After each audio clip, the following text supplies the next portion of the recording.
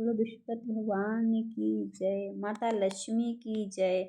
यह बृहस्पति व्रत कथा जो भी पढ़ता है, जो भी व्रत करता है, उस पर माता रानी अपनी कृपा सदैव बनाए रखती हैं। विष्णु भगवान अपनी कृपा सदैव बनाए रखते हैं, जो कि इस संसार में बृहस्पति भगवान ही ऐसे देव हैं जो सारी मनोकामना पूरी करते हैं। और मौसम में माता लक्ष्मी हैं, जिससे धन वैभव शक्ति सब सब मैया उनको देती हैं। जो भी व्रत करता है श्रद्धा भक्ति भाव से, तो सुनते हैं बृहस्पति महाराज की कथा। एक गांव में एक साहू और साहूकारनी रहते थे। वो साहूकार बहुत ही अच्छे स्वभाव के थे, लेकिन साहूकारनी जो थी वो बहुत ही आलस्य भरी रहती थी, बहुत ही मलिनता के साथ रहती थी। वो किसी को ना ही दान पुण्य करती थी और राजा को भी दान पुण्य करने से मना करती थी कि हाँ, मैं ऐसा धन नहीं जानती जो हर जगह बांटती फिरूं।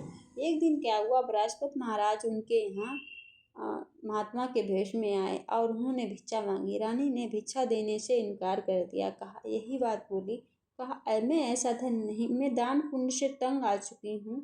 अब हमें ऐसा धन नहीं चाहिए जो मैं हर जगह बांटती फिरूं, हर किसी को देती फिरूं। साधु ने कहा तुम अजीब हो, धन संतान पुत्र प्राप्ति तो सब कोई चाहता है। आप कहती हो कि हम ऐसे धन से तंग आ गए हैं, हमें नहीं चाहिए। अगर तुम्हें नहीं ही चाहिए तो हम आपको ऐसा उपाय बताएंगे जिससे आपको कुछ नहीं करना पड़ेगा। तो रानी ने हाँ कर दिया। कहा हाँ ठीक है महाराज, हमको बताइए जिससे मुझे किसी को धन देना ना पड़े, किसी को बांटना ना पड़े और मैं तो आराम से रहूं। हमें ये धन से हम तंग आ गई हूँ, हमें नहीं चाहिए कि हम सब किसी को देते फिरूं, बांटते फिरूं। तो ठीक है, महाराज ने कहा ठीक है, हम आपको उपाय बताते हैं, आप चेक करिए, इससे आपका सारा धन आपको कुछ नहीं करना, सारा धन आपका ख़त्म हो जाएगा, आपको कुछ नहीं करना पड़ेगा। तो रानी बोली हाँ ठीक है महाराज बताओ।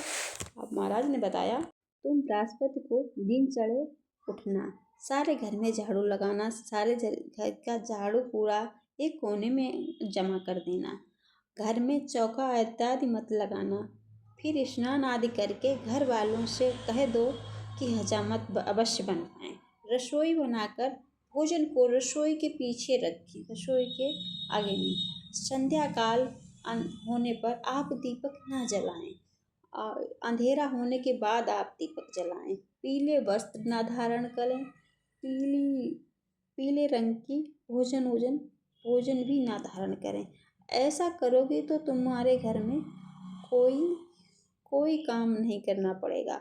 साहूकारनी ने ऐसा ही किया। कोई ही बृहस्पति के दिन बीते, वह दोनों अन्न के लिए, दोनों भोजन के लिए तरसने लगे।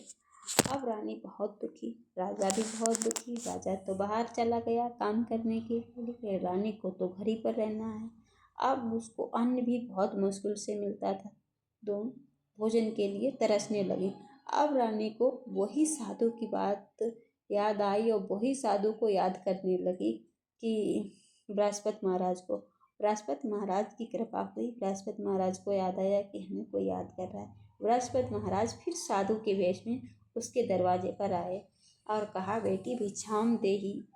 जब तक फिर रानी निकल के आई, कहने लगी महाराज मैं आपको क्या भिक्षा दे सकती हूँ, हमने तो कुछ 4 दिनों से भोजन नहीं किया है और आप भिक्षा मांगने आए हो, मैं आपको क्या दूँ।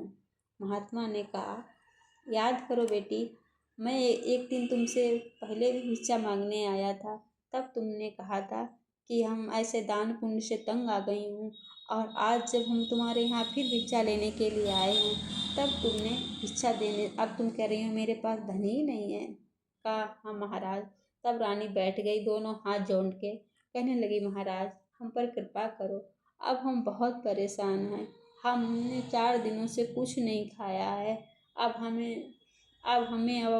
फिर से हमें जैसे थे हम वैसे ही चाहिए। हम मेरे राजा भी कहीं परदेश गए हैं और हम यहाँ पे रानी और मेरी बांधी यहाँ पर हैं, जो कि 4 दिनों से कुछ नहीं खाया।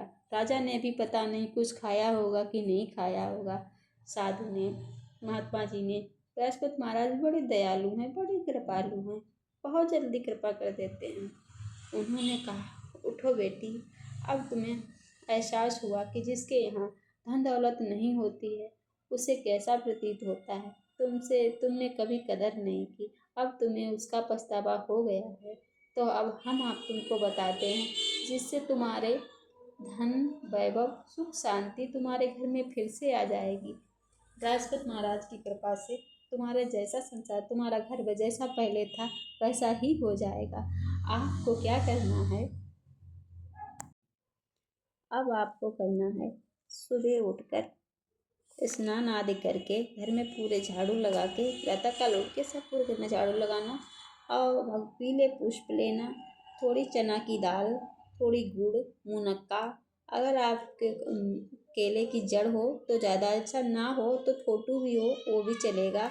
और आपको इस तरीक़ा से आपको विष्णु भगवान की पूजा करनी है। अपने आप को नहा धोकर स्वच्छ करके उसके बाद में आपको विष्णु भगवान की पूजा करनी है। और हाँ, घर को भी आपको गोबर से लीपना है, उसके बाद में ही वहाँ पूजा करो, अपने घर में करो या केले की जड़ में करो। और उस दिन आपको ध्यान करना है कि शाम पूरे दिन नमक नहीं खाना है, शाम को आपको पीला भोजन करना है, जो भी मीठे हो मीठे खा लो। और पूरे दिन आपको पीले वस्त्र धारण करना है, पीले पुष्प पूजा में हो। और जो मुनक्का, दाल और गुड़, चने की दाल और गुड़, इससे आपको भगवान विष्णु की पूजा करनी है। आप ऐसा का भूखों के लिए भोजन की अगर व्यवस्था हो जाए भोजन करवा दो, प्यासों के लिए पुलाव बनवा दो। ऐसा करने से आपको आपके घर में सुख, शांति, वैभव बृहस्पति महाराज की कृपा से हो जाएगी। ऐसा करने से आपको हमेशा के लिए से मुक्ति मिल जाएगी। जो भी इंसान इस कथा को सुनता है, सुनाता है, उसके भी सारे कष्ट दूर हो जाते हैं। तो रानी ने वैसा ही किया, बृहस्पति महाराज की कथा कही और उसने बृहस्पति महाराज की गुण गाए और उसको अच्छी सब सुख भोग परम पद जीना। जय बृहस्पति महाराज ने कीना, बोलो विष्णु भगवान की जय। आइए दूसरी कथा सुनते हैं। बोलो विष्णु भगवान की जय। और जो भी इस कथा को सुनता है, सुनाता है, भगवान उसकी सारी मनोकामना पूरी करते हैं। और जो भी आप इंसान चाहता है कि हाँ धन दौलत उसके सुख शांति बनी रहे, तो वह यह बृहस्पतिवार का व्रत अवश्य करे। जो भी उसने मन्नत मांगी हो, 6 महीने की या साल भर की, लेकिन साल भर के लिए जो रखता है उसको उद्यापन करना पड़ता है, फिर अगली साल से रखता है। लेकिन जो कुंवारी कन्या हैं, जो उनको अगर अच्छा वर चाहिए तो वो बृहस्पतिवार का व्रत अवश्य करें, जरूर करें।